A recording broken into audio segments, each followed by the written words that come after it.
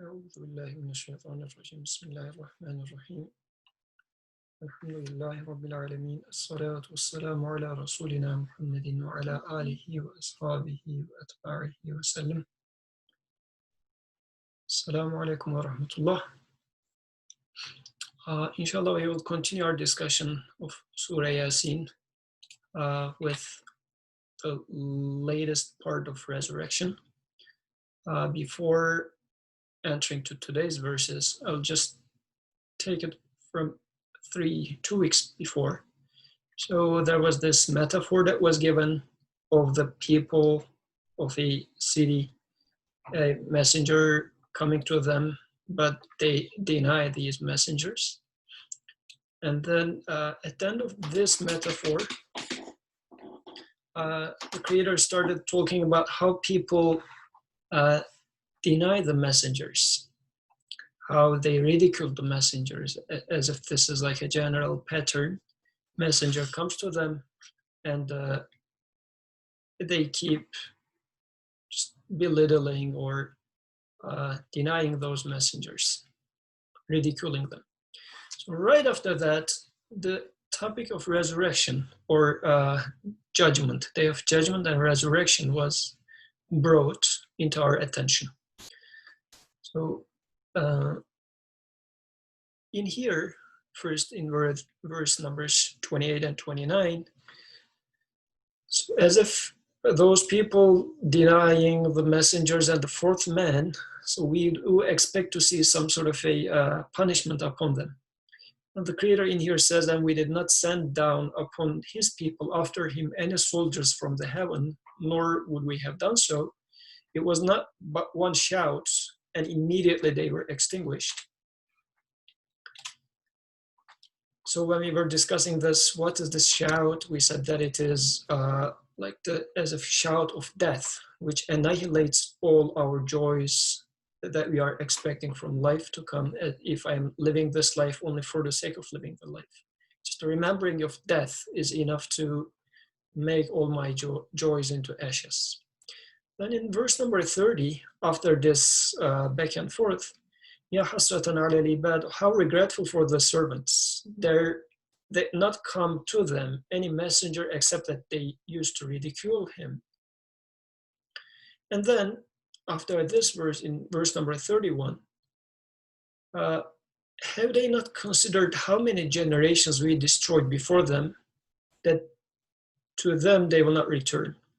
So in a sense, we are expecting a punishment upon those people, but the Creator says, as if this is how we have been discussing the matter, by ridiculing the messenger, by turning their back to the messenger, actually they are punishing themselves, because death is inevitable. The news of death is just every day. Sunrise and sunset is a reminder of death. So this is something that keeps happening. All our ancestors have died, which is a very strong indication that I'm going to die. There's no escape. I'm getting old. Every day is dying. So step by step, I am walking towards death. So if I turn my back or ridicule the messengers, then actually I'm tying myself to this death becoming a torture, a torment for me. And then in verse number 32, وَإِن كُلُّ لَمَّا جَمِيعٌ لَدَيْنَا مُحْضَرُونَ, and indeed all of them will yet be brought present before us. So nobody has turned, none of my ancestors that lived, they died and they didn't come back. But in verse number 32 says, but you are all turning and brought back to us. So now the discussion is being brought to the topic of resurrection. So for that, Quran started giving us evidences. So is this just a claim that there's going to be a resurrection, or is it something real? Then we went through this first example of lifeless earth being given life, and then from there grains were being brought out for us to eat, and then there was those grapes and date palms, which were, and also the springs that are gushing forth from earth. So these are all there for me to benefit. I haven't done anything with my hands to get these, but they are there. I am being provided with them. So looking at these, Quran is inviting me to be grateful. Isn't this something that is specifically done? Don't you see the order in there? So all of these are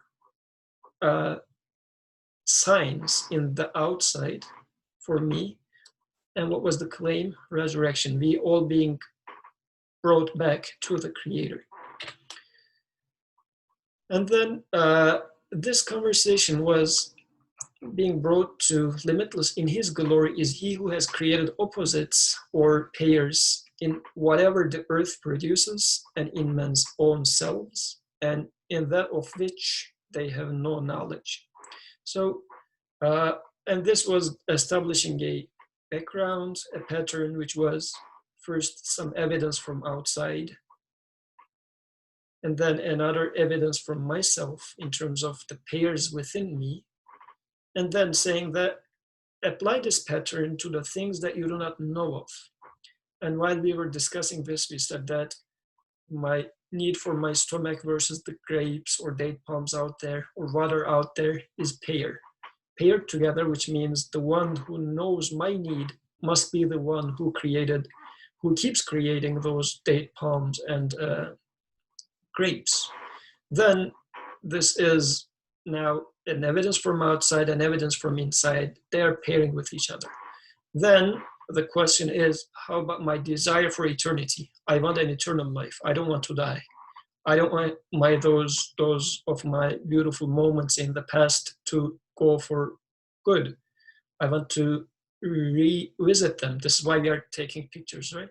But pictures are just still images. I'm not able to re-experience the moment. I don't want those moments to gone forgotten. So how about this resurrection? So as if there is this pattern of apply the unknown to what you already know. Then last week, we talked about the following verses, which are giving us different pairs. Again, keeps giving us examples of different pairs from the existence. And it's a very interesting way Quran is teaching us resurrection, which is something unknown or unseen to us, by giving examples from the very things that we see. So this was initially night and day. Then there was sun and moon that were being given us as examples of resurrection. And finally, we concluded last week with verse number 40. لَلشَّمْسِ يَنْبَغِي لَهَا أَنْ تُدْرِكَ الْقَمَرَ وَلَا اللَّيْلُ سَابِقُ النَّهَارِ وَكُلٌّ فِي فَلَكٍ يَسْبَحُونَ.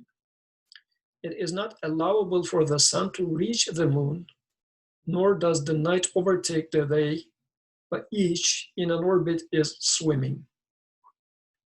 So while discussing this last week, we said it's our lives, it has cycles, but as the Quran is giving in the example of sun and moon and saying that one is not transgressing the other. The order is very perfectly preserved. They are as if sailing or swimming within an order, within an orbit, so they are not getting out of their way. So this is, why is Quran telling me about that? If you remember the previous week's discussion again, this is an external example. How does this fit to my personal life? What is in my life that is swimming within an orbit? So I have days, I have nights, I have very shiny, happy parts of my life which are like sunlight, but also there are phases of my night which is initially very dark, then moon rises, I get some sort of a like in my darkness, I'm not able to even navigate, but then moonrise, some sort of light I start seeing, I navigate myself. Then moon sets, then sun rises, this gloomy state of mind, maybe I am feeling lost time to time. It's passing, then another day starts happening. And this is how my life is. But as if the Creator is reminding me that, do you think is this not within an orbit? Don't you see that the one who makes the whole existence within an order, within an orbit, you are an exception to that order. Do you really think as such? And if your life, sun of your life totally sets, which is you die, you get into grave, do you think that you're not going to be raised again from that grave? Is this going to be the end for you? Is it just by chance that your cells are getting distributed or dispersed, and this you call as death? Is it something out of control? Is it an annihilation? Or like, as much as sunrise is a creation, sunset is a creation. Or as much as moonrise is a creation, setting of moon is also a creation. Likewise, as much as you being born as a baby is a creation, you dying is also within an order. Don't you see that it is? Even think about the diseases like cancer. So still that is within an order, so much so that there are specialists trying to understand the pattern in that apparently disordered disease. So there is an order in what I apparently see to be a disorder. So this being the case, death is not a disorder. Death is not an annihilation. So don't you see that? These were the reminders. Now, let's get back to today's discussion. And while we are transitioning to the new verse, which starts, okay, let me see the names. Okay, Atik, would you like to read the verses and translations to us if you're available? Sure. وآية لهم أنا حملنا ذريتهم في الفلك المشحون وخلقنا لهم من مثله ما يركبون. And it ought to be a sign for them that we bear their offspring in loaded ships, and that we create for them things of a similar kind on which they may ride. وَإِن نَشَأْ نُغْرِقْهُمْ فَلَا صَرِيخَ لَهُمْ وَلَا هُمْ يُنْقَذُونَ إِلَّا رَحْمَةً مِنَّا وَمَتَاعًا إِلَى حِينٍ. And that if such be our will, we may cause them to drown with none to respond to their cry for help, and then they cannot be saved, unless it be by an act of mercy from us and a grant of life for a further span of time. Jazakallah khair. So now there is a third example for resurrection, and it's a very interesting example. It starts talking about ships, sailing ships. So, and it's even a more interesting imagery is, and it's a sign for them that we bear their offspring in loaded ships. So I'm thinking about what does Quran mean by that? My offspring being loaded on or being carried by loaded ships. What does this mean? My daughter has never get on a ship yet. What does Quran mean by that? Because this is supposed to be an evidence for me for resurrection. So resurrection is the unknown for me. Nobody came back. I haven't died and come back. So I don't know. Messenger says such a thing exists. And now Quran is providing me with examples to prove the point. So what does this loaded ship example mean? What do you think? Dear online participants, yes, waiting for your comments and contributions. Have you felt like you are being carried by a ship? What ship is that? And why is there this emphasis of offsprings initially? Because in verse 41, it's offsprings that are being carried. And in verse 42, and we create for them, for me, I guess, things of a similar kind on which they may ride. So what does this imagery in here mean? So I know Atik doesn't have an offspring yet. So for example, what does he take from such a verse? Is he going to wait until he gets married and has children? Then is this verse going to start talking to him by then?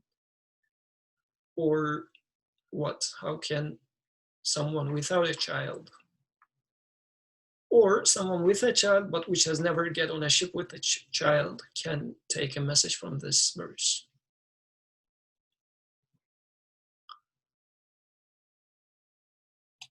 Yes, today there's silence. So while you are thinking, let me start speaking as whatever I have in mind. So the previous verse was talking about sun and moon. وَكُلٌّ فِي فَلَكٍ يَسْبَحُونَ. And all of them. So again, I'm going to read the verse from the very beginning. لَا الشَّمْسُ يَنبَغِي لَهَا أَن تُدْرِكَ الْقَمَرَ وَلَا اللَّيْلُ سَابِقُ النَّهَارِ.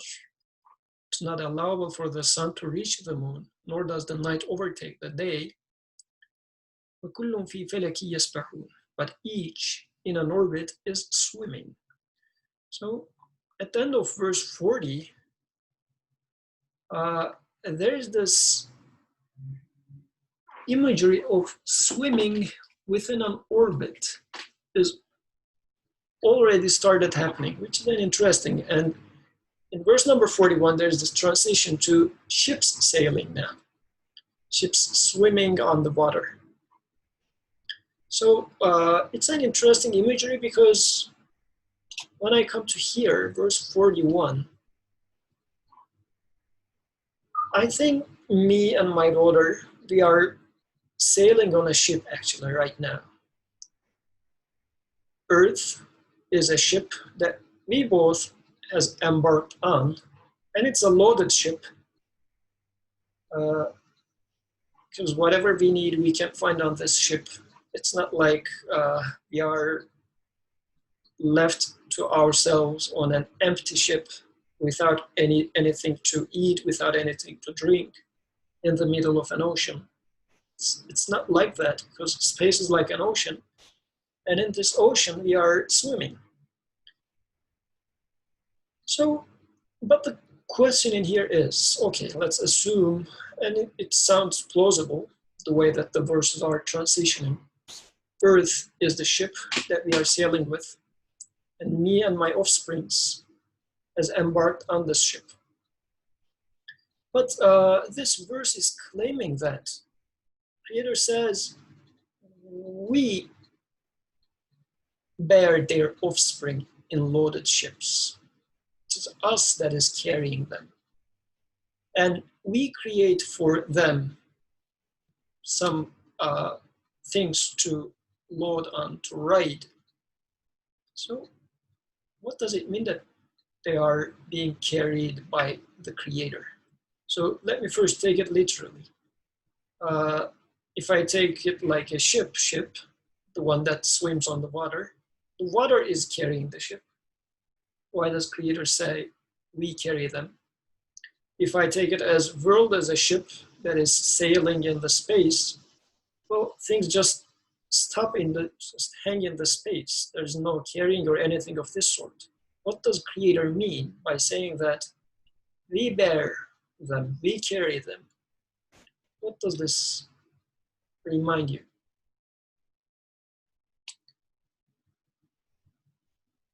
Yes, waiting for your help.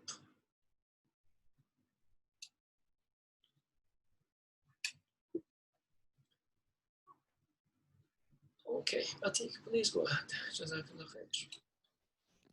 If we take the understanding that, referring to the earth being a loaded ship. It's I would say that God's involvement in this is that he is constantly allowing the earth to float or sail across the space. But it's not just, gravity or some sort of physics involved. It's God always, carrying or things are the way they are through God's permission in every moment. Yeah, so if I take, let's say, the easier case, the literal case of a ship, I would say it's buoyance power that is floating the water. As if the creator is saying, no, it's not that, but it is me what floats the ship on the water. So it's an interesting way of looking at it, because I can't keep questioning. We had those discussions a lot in the past. So is it water that carries things, or is it creator who creates water and who also who carries the ship, or who moves the ship on top of water as it is flowing or swimming? So this sort of relationship between cause and effect, as we have been discussing for quite some time in our previous discussions. So this verse is reminding me that, along with the previous verses, because Creator was saying that it is us who bring life from dead earth. It's not sunlight, it's not water. We are the one that create life. We are the one that create grapes. It's not the DNA of the grape seed that creates grapes.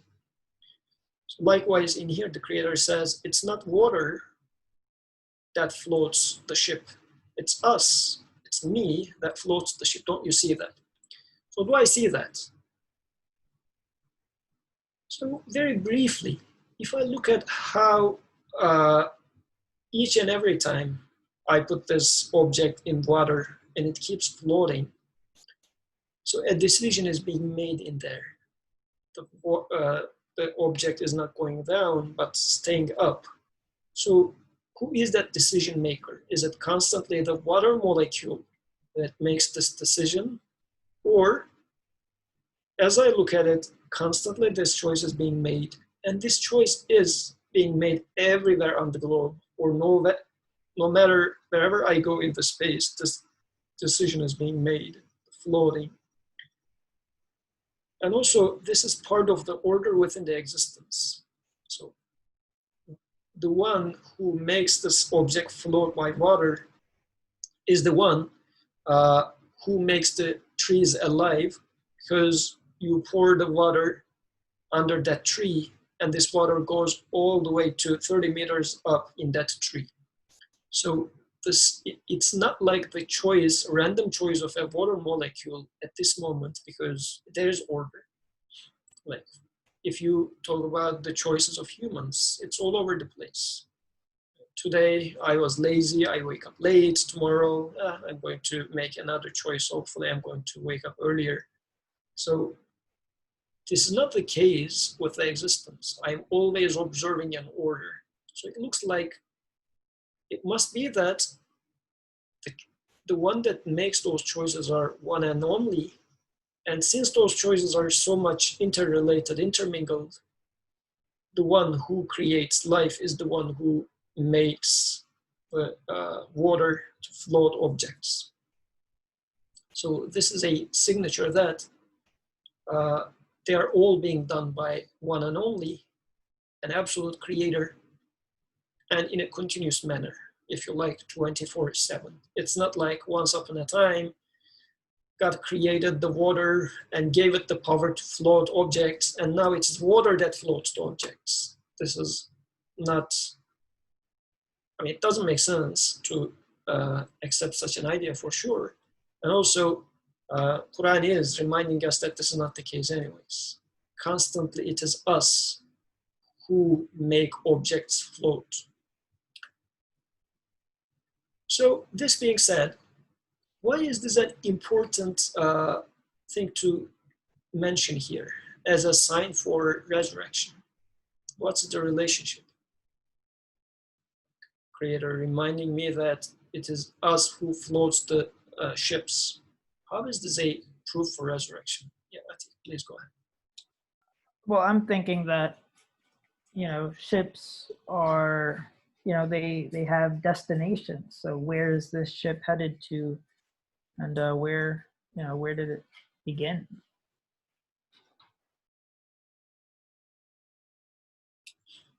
Good, yes. Ships has a destination. So ships has a what's it? They have an orbit. So I guess we can take it as such. So in terms of my life, it has a beginning, it has an end. So there's an orbit. So in this sense, yes, it might be an indication of resurrection for sure. What I was thinking more was, uh, why is Creator emphasizing that we do this? We are bearing it. We are bearing your offsprings in loaded ships, and we create for you things of similar kind, ships of similar kind, if you like, on which you may ride also. Muhammad Said, please go ahead. Assalamu alaikum. To your question, what is the emphasis, what is the importance of this we, and how it is connected with the resurrection. The subject matter, as you have been focusing on, is the ship, and it is presented to me as the foundation of the, let's say, claim behind these words, that there is a resurrection. And it is for me to make a connection. So when I use this concept to use this way of approaching the matter, I see me being taken care of. I see things are being taken care of, and every being is treated individually according to their needs. They are surrounded with whatever they need. It is clearly showing me that there is care of the needy ones. And so that's through these verses, it becomes more clear when I think about this reality of the ship of this planet Earth, let's say. And from here, it's the resurrection. It is what makes my journey at this moment meaningful. In the sense that if it is, if this ship is going to be with me till I die, that then all the presentation on this ship go futile and meaningless. So it becomes a contradiction if I put myself in a situation that the death is the most fearful of the things in my life, because it makes all my endeavor meaningless. So in that sense, there is a connection I see here between showing me this ship, loaded ship for the needy ones, and then telling me that, do you see that there is a resurrection? Thank you. Jazakallah khair. Yes, and in that ship, let's imagine I'm on that ship. Let's first go a little bit literal. I'm on a ship, and I feel like I'm a strong man. I have some belongings with me, but I feel like I need to protect them. what I do for that, I just put them over me. I am standing over the ship. All my backpacks are in my bag. I didn't put them down because I'm worried that they are going to get lost. Someone comes and tells me that, aren't you aware that this ship is carrying us? It is the ship that carries you along with your belongings. Why are you keeping them on your shoulders? Just put them down, still watch over them, but it's not you who is carrying this. I mean, you shouldn't be trying to shoulder those weights because the ship is already carrying it and the ship is being carried. So if I now apply this to my real life, so I have a lot of worries. Who is going to look after my family? How about my career? How about my future? Is my daughter going to be, when she's grown up, a good person, a bad person? How about her education? All those problems. And I am putting them, if you like, to my back, or I don't want to release them as if I am the one that needs to take care of them. So, and eventually, since I am feeling myself to be so strong and feeling like everything is under my control, since this is my understanding, my perception, I am quite worried about death because I am feeling like I am preserving my life. I need to do sports and everything to become healthy, to stay healthy. But now, how about death, the inevitable? How am I going to preserve my life? As if this verse is coming and reminding me that, wait a second, just look at this world. It's that ship, and you're on that ship, you're being carried on it, and it's filled with all sorts of things that's going to fulfill your needs and your daughter's needs and your family's needs. And it's not you who is making them. You didn't create them, but they are constantly being provided for you. The ship is being sailed outside of your control. You have nothing to do with it, but still you are worried about, how am I going to do this? How am I going to do that? So as of now, first reminding me that come to your senses. It's not you who is carrying all these things. Your creator is the one who carries this ship along you. You are also being carried by him. Just remember that, or become aware of that. And if I become aware of that, I will then say, what am I worried about then? Because death is, who is going to preserve my life? This is the ultimate question. Once I realize that my life is on the hand of the one who carries this ship, who carries my life for the last 35 years, I am being given life.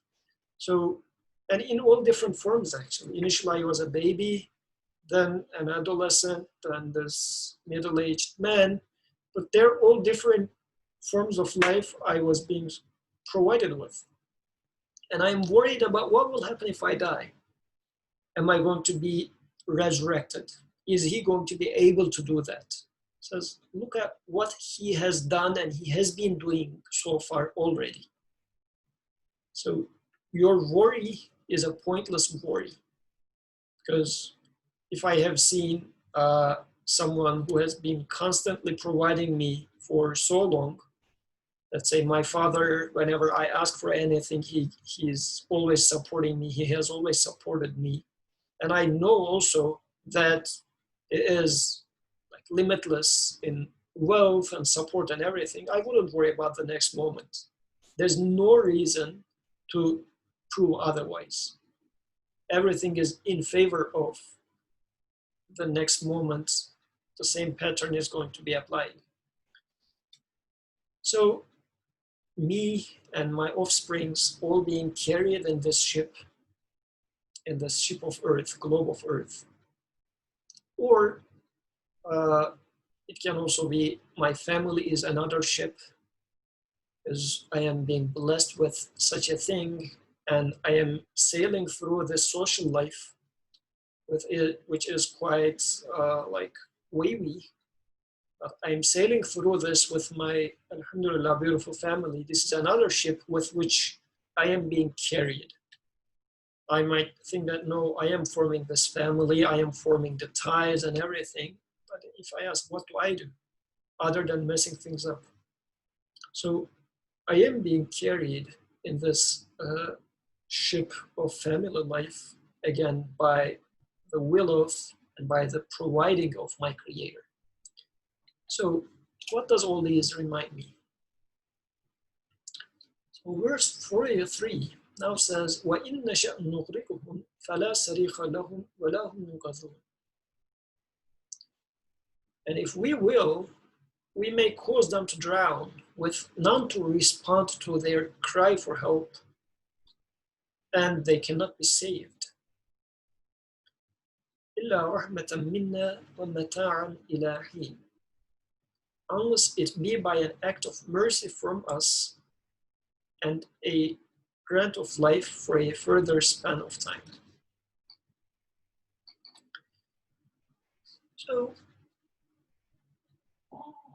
this, I guess, I experience at least, I don't know about you guys, and since today you are being shy to talk about, and I welcome any comments, by the way. So, the Creator says, if we will to drown them, there's not going to be anyone to respond to their cry for help, and they cannot be saved. So what do you think about this part? Is this the case? Why is Creator now mentioning as if we are going to be the one to drown you? And if this happens, if we will to drown you, then nobody is going to respond to your cry for help, and you cannot be saved. Is it really so? Aren't there family members or good friends who can save us in our hard times? What does this verse say? Is this like a threatening, or is this something that I can confirm?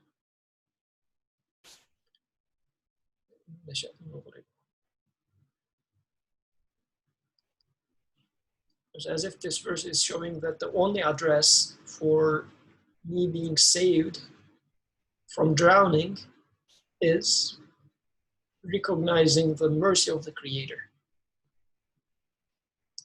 Is it so?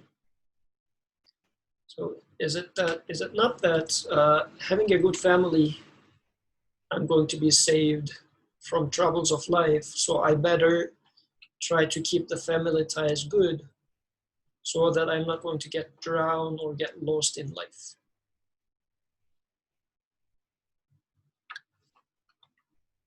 Yes. Okay. Brother Birkan, please go ahead.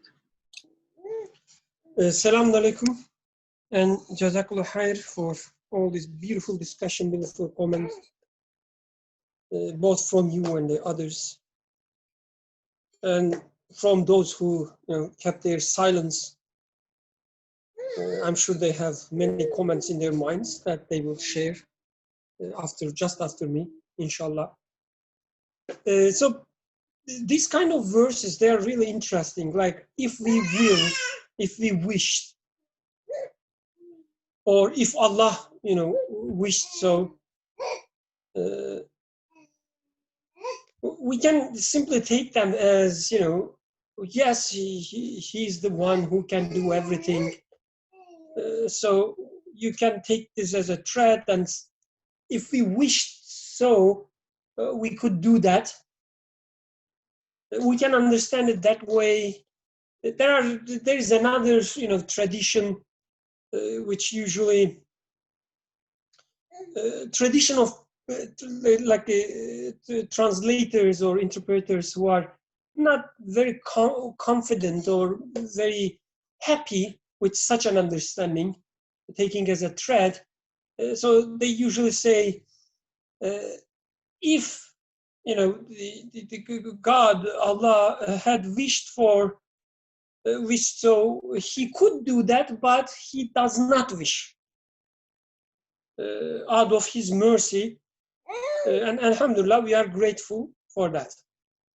So I guess these are all valid interpretations. They are all valuable interpretations. I sincerely say that because different side of myself needs different approaches. Some of them I need, personally speaking. Maybe you are exception. You don't need a thread in your life, but personally I do need from time to time. But there's also another way of interpreting such verses as, if we wish, if Allah wish means, translating to me, like a point of view, I can take it as when I look at my life, I see these possibilities waiting for me there. I see that it is possible, and even sometimes real. It happens, actualized, this possibility from time to time. I can sense it, I can see it, I can experience this possibility. That I have a fear of drowning, for instance. Both literally and metaphorically, as you mentioned. Drowning among the huge waves of life. And when I say, like, this can happen, or sometimes it happens, I don't have any option but to attribute it to my Creator again. As you were saying from the beginning, like, who is sailing the ship? The same way, when I see that I'm going to drown, or I can be drowned, I cannot say that I will be drowned because of my wife. She will drown me, or my boss, or my husband, or my children, my parents, they will drown me. I cannot say that because I know that they can neither harm me nor benefit. So this drowning, this anxiety of being drowned, also takes me to my Creator. Hence, if He wish, if He wants, this is under His judgment, His discretion. What is the word? Discretion? Like irade? Choice. Okay, let's say choice. Let's go, clear enough. I can see that it's His choice who would drown me if I'm going to drown, going to be drowned. So what does it mean? Like, is it something good? Is it something bad? Do I care about this? And the rest of the verse, actually, like the next verse, illa rahmeh, other than our mercy. But we can also take this as connecting these two verses, saying that even when this happens, it is out of mercy. What happens to me, something I'll enjoy or something I don't enjoy, it's all coming from the same Creator who takes care of me, who takes care of my offsprings.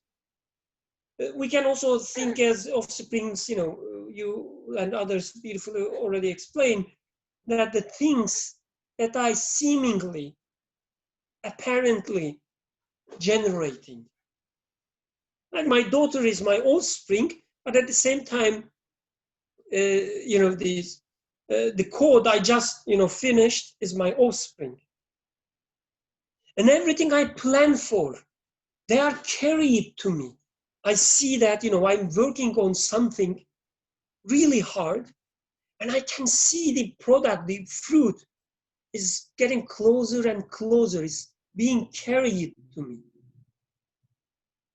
These offsprings are being carried to me with, in ships. They sail towards me. So anyway, and something bad happens, I say it is the same one who carried all my offspring so far, who carried similarly, the next verse was saying, in a similar way, we also carry you. So look at you, look at your desires, look at what you are running for, and all the fruits you're trying to collect. I am the one who, bestowing all of them to you. Just we discussed in previous work, the weeks, about the grapevines, all those, the fruits. He is the one who brings us all these fruits, all these offsprings. And I am the one who can take away them from you. Whatever happens, you are in my hands. That is something they fear most. Drowning in the waves of, among the waves of life, being drowned. Either, dying literally or dying as being unsuccessful. However you take. It is our wish. And you know that. So you are in our hands. Don't forget that.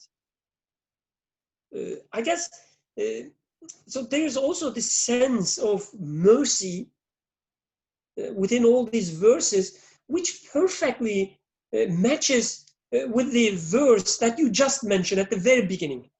At the very beginning of this discussion.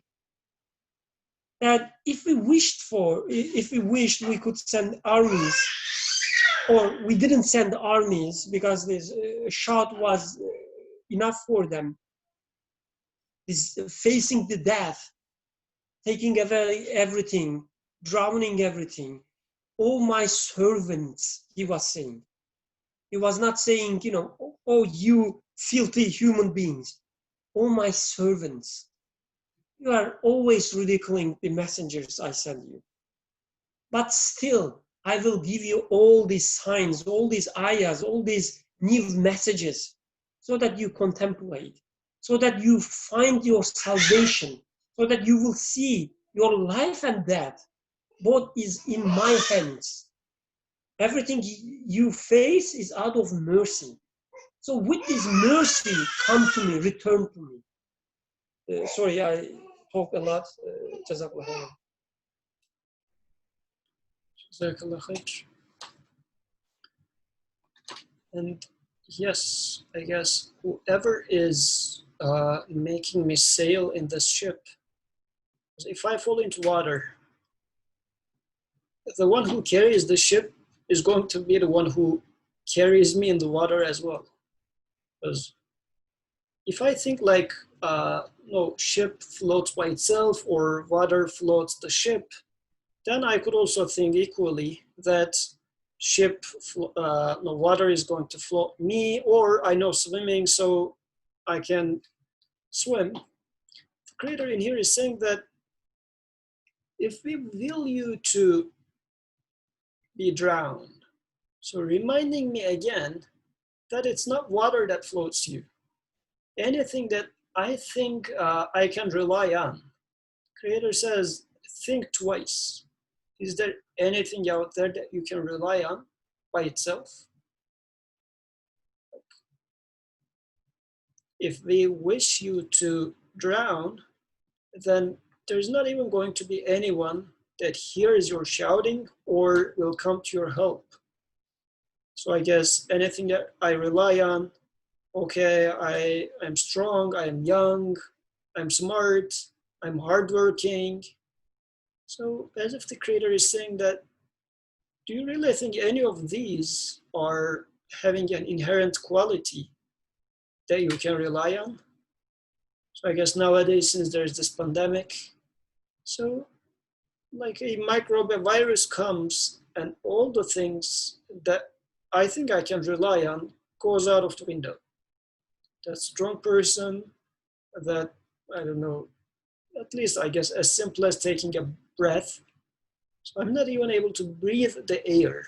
Something as simple as that I'm not able to do. So this is as Mariam was yesterday mentioning, The COVID patients are dying by drowning, actually. They are not able to breathe the air, so they die because of lack of oxygen, simply drowning. So what do? Who is going to save you from that? And the Creator is, and likewise, I guess, ultimately, death is drowning. Because in this life, if the Creator wills to end this life of mine, who is going to save me? Like if the giver of life says, I'm not going to give life to you, who else is going to give life to me? As if with the final verse 44, the Creator is reminding me the key for saving me from all this trouble. It is the mercy. The mercy, the all-encompassing mercy that I already observe from within the existence, that is being manifest in the existence, let me correct my wording, that I observe is being manifest in the existence, is my only thing that I can rely on. Because I am in need of being given life. I am looking for eternal life. I don't want to die. I want to keep seeing the beautiful face of my daughter. She is growing, but I don't want these cute moments to disappear, for example. Because grown-ups are not that cute, but the cuteness shouldn't disappear. Why does it disappear? So it really hurts. So in here, the Creator is giving me the key to save me from those worries. Don't I see that the merciful is acting in this existence? He is the one that gave me this desire for eternity. He is the one that keeps giving me life, or makes me enjoy the cuteness of my daughter right now, or makes me enjoy the beauty of sunset, makes me enjoy the beauty of taking a fresh breath. These are all out of mercy. I am being provided with them out of mercy. It's not like out of he owing me anything, or it's not, there's no sort of an obligation, no nothing. So the same mercy should address my desire for eternity. Because the ultimate beauty that I'm in love with is the source of beauty of sunset, the source of beauty of my cute daughter. Yes, I love the cuteness of my daughter, but it's not my daughter's beauty. It's coming from somewhere. It's just a manifestation. Beauty of my daughter is just a manifestation. And I am in love with just a reflection of that beauty. But the beauty disappearing hurts me. So I want to constantly observe and enjoy the beautiful one. So the Creator is saying that your interaction with the manifestations or reflections of beauty was mercy, out of my mercy. And now you are being in need of reaching to this eternal beauty. So it's under me. Everything is within my control. Everything is within my power. The very thing that you keep enjoying had been from me, is being from me. And there is no reason whatsoever that it's not going to be happening after you die. And also it is required, actually. My mercy requires that I'm going to resurrect you from there. Because the mercy wanted me to enjoy the beauty on the cuteness, as the cuteness of my daughter. So likewise, just fill the gaps. Apply the same pattern to the unknown one, because this is how the previous examples had been going. As this verse was saying, limitless in his glory is he who has created pairs in whatever the earth produces, and in men's own selves, and in that of which as yet they have no knowledge. So for the things that you have no knowledge of, I haven't seen the resurrection. So see the pairing in it. Look at the known part that you already experience, which is now in this case, the mercy. and the desire in me for an eternal life, which is going to cover my question mark of, is this need going to be answered? And the answer is going to come from rahmatan.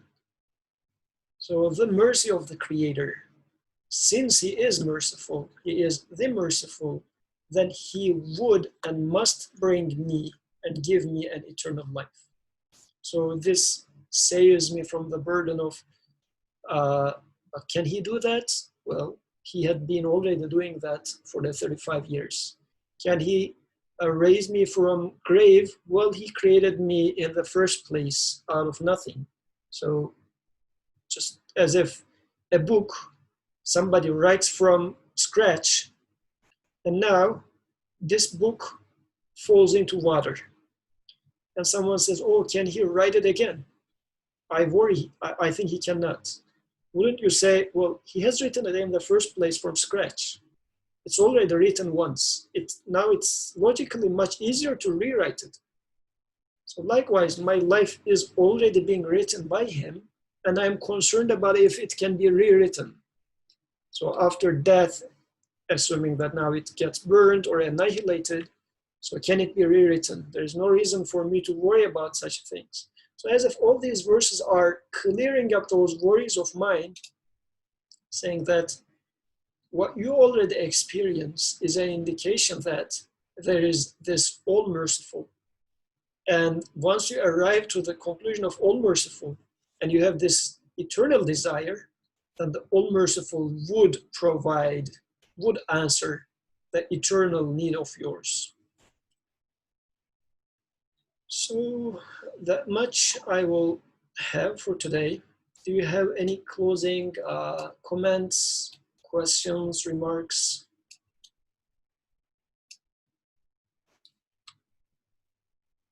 Waiting a few seconds. Okay, Mohammed Said, please go ahead. Yeah, I just wanted to share something I thought useful